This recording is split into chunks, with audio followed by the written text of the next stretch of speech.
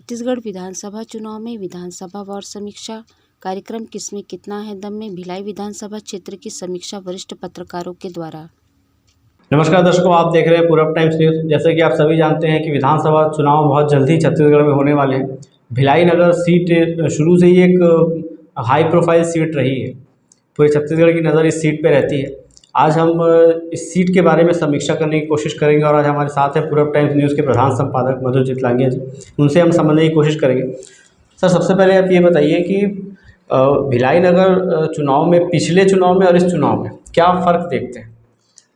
भिलाई नगर का पिछला चुनाव जो था वो एक तरीके से कहा जाए कि एक बहुत ज़्यादा अनुभवी व्यक्ति और एक बहुत ज़्यादा प्रभावशाली व्यक्ति और उसके सामने एक अपेक्षाकृत युवा और राजनीति में कम जानकारी वाला व्यक्ति खड़ा हुआ था। तो इस बार जो है वो मुकाबला जो है बराबरी का है, क्योंकि ये भी एक बार विधायक बन चुके हैं। हर एक गली मोहल्ला, हर एक आदमी, हर एक प्रभावशाली आदमी से इनकी मुलाकात हो चुकी है। पिछली बार जो था वो ऐसा लगता था कि भाजपा के प्रत्याशी जो थे प्रेम प्रकाश पांडे वो जीत जाएंगे, लेकिन उसको अपेक्षाकृत युवा ने अपनी मेहनत से, अपने प्रभाव से, अपनी टीम से हराया। सर, 1993 से लेके अभी तक जितने भी चुनाव हुए हैं, ये देखने में आया है कि भिलाई नगर में अधिकतर विधायक बदल जाते हैं हर चुनाव में। अब इस बार किस तरीके से समीकरण बनेंगे? एक्चुअली स्पीकिंग ऐसा है कि ये जो बात है ये बिल्कुल सही है। भिलाई नगर जो चुनाव क्षेत्र है वो जो था वो ट्रेड यूनियन या बोले जाए श्रमिक लोगों का प्रभाव बहुत ज़्यादा था। तो पहले जो विधायक बन रहे थे रवि आर्या, वो भी श्रमिक आंदोलन से या वहाँ के एसोसिएशन से जीत करके बाद में बने। प्रेम प्रकाश पांडे भी थे, वो भी भिलाई इस्पात संयंत्र से संबंधित थे, और बदरुद्दीन कुरैशी जो थे वो भी वहाँ पर इस्पात संयंत्र से संबंधित थे। तो ये पहली बार हुआ है कि कोई इस्पात संयंत्र से बाहर से आकर के कोई व्यक्ति चुनाव जीता है। तो इस प्रकार से अगर अपन कहें तो ये जो चुनाव है ये एट पार हो गया। वैसे कहा जाए तो जो भिलाई है वो क्षेत्र को आप अगर मिनी इंडिया कहेंगे तो ये अतिशयोक्ति नहीं होगी। चाहे बंगाल हो, बिहार हो, उड़ीसा हो, यूपी हो, साउथ इंडिया हो, हर जगह के लोग हैं, छत्तीसगढ़ी लोग भी हैं। और जो चुनाव होते थे अभी तक के, उसमें क्या होता था, क्षेत्रवाद ज़्यादा प्रभावशाली नहीं था, जातिवाद ज़्यादा प्रभावशाली नहीं था। ये देखा जाता था ज़्यादातर कि कौन प्लांट की सुविधाओं को ज़्यादा दिलवा पाएगा। जबकि अभी जो परिस्थिति है, भिलाई निगम का पूरा क्षेत्र जो है वो नगर निगम के अंतर्गत आ गया है। ज़्यादातर क्षेत्र भिलाई नगर निगम क्षेत्र के अंदर आ गया, थोड़ा सा क्षेत्र जो है रिसाइली नगर निगम के अंडर आ गया। तो अब उनका प्रभाव ज़्यादा हो गया बनिस्बत प्लांट के मैनेजमेंट का। तो अब हम कहें ऐसा है कि विधायक बदलना या नहीं बदलना, अब प्लांट की भूमिका उसमें बहुत ज़्यादा कम हो गई है। सर, जिस तरीके से ईडी की लगातार कार्रवाई जारी है, वर्तमान जो विधायक है उन पे भी ईडी का शिकंजा कसा हुआ है, कितना असर पड़ सकता है चुनाव में? देखिए, ऐसा है कि यदि आप देखेंगे जितने भी कैंडिडेट्स हैं उनमें से लगभग 80% लोगों के शपथ पत्र देखेंगे तो किसी न किसी मामले में उन पर पुलिस केस है या उनके ऊपर किसी दूसरे प्रकार का केस चल रहा है। अब बात चलती है कि केस चलना और दूसरी बात होती है कि दंड दिया जाना, यानी केस परिपक्व होकर उसका फैसला आना। तो अभी तो ये सब कयास है, इस कयास में चार्जशीट भी होती है। अभी तक के देखने में आया है कि ईडी और सीबीआई के जितने केसेस हुए हैं पिछले 2500 साल में जो हुए हैं, उनमें से 90% लोग बरी हो जाते हैं। तो हम ये नहीं कह सकते हैं अभी कि केस होगा कि नहीं होगा, लेकिन अब ये अवधारणा बनी है कि ईडी जो है या सीबीआई है, जो भी केंद्र में सत्ता में रहता है, वो उसका उपयोग करता है, दुरुपयोग करता है अपने राजनीतिक प्रतिद्वंदी को दबाने के लिए। तो ये एक बात हुई। दूसरी बात जो है वो ये है कि व्यवहार कुशलता वाली बात।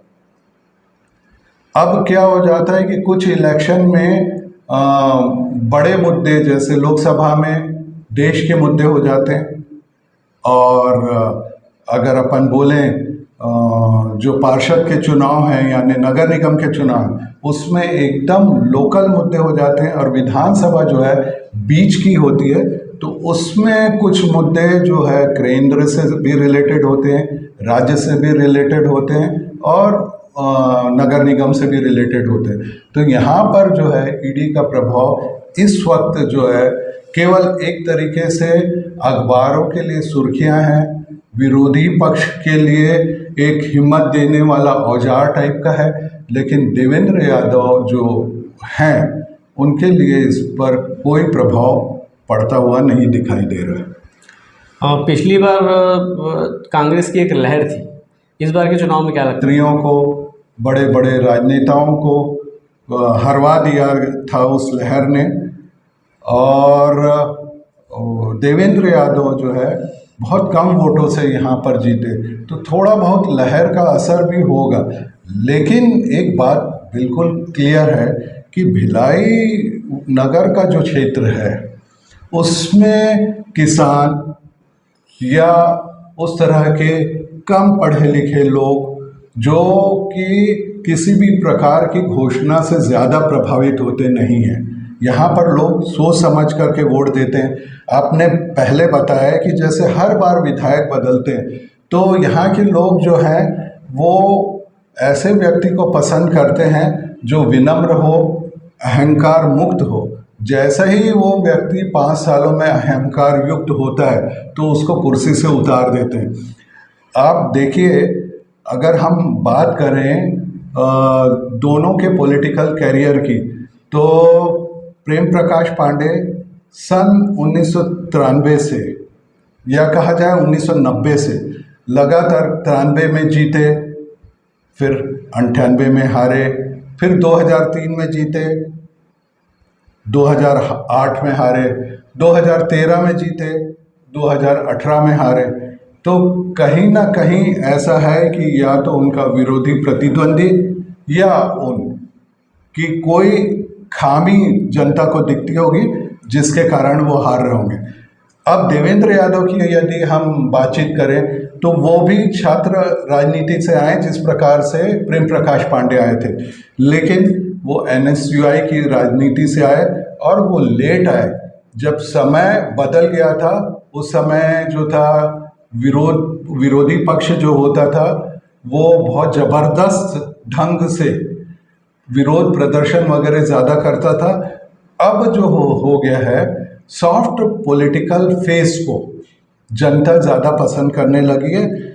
इस कारण से देवेंद्र यादव को पिछली बार भी विजय मिली, और इस बार भी जो है उनका जो संयम है, उनकी व्यवहार कुशलता है, उनके द्वारा कराए गए कार्य, जो वादा उन्होंने किया उनको निभाया, तो इस बार भी उनकी आज की डेट में परिस्थिति बेहतर है।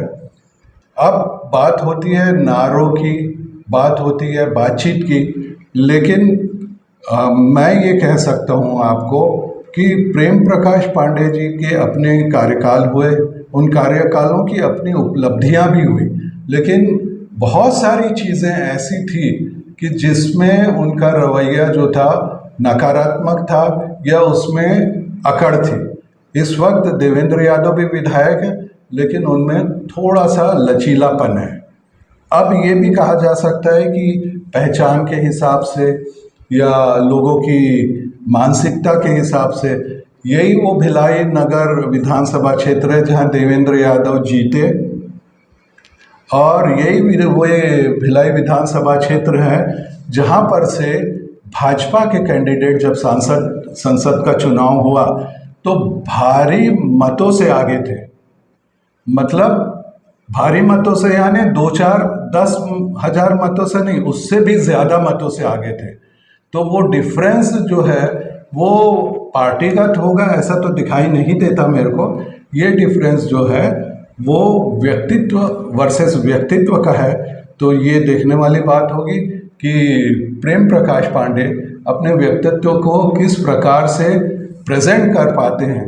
अभी भी जो उनकी शैली है उस शैली में काम जो कराने वाली बात है, अभी 1-2 दिन में तो कुछ परिवर्तन मेरे को दिखाई दिया कि जिसमें उन्होंने लोगों को चीज़ें प्रोवाइड करने की बात की, लेकिन जो शैली थी उसमें अपनी उपलब्धियों के बारे में, अपनी सोच के बारे में बताने की जगह लगातार कांग्रेस की सरकार की बुराई करना या मोदी जी ने जो किया है वो बातों को बोलना या देवेंद्र यादव की जो उपलब्धियां नहीं हो पाई हैं, जिनमें कमजोरियां रह गई, उसको उजागर करना ज़्यादा रहा।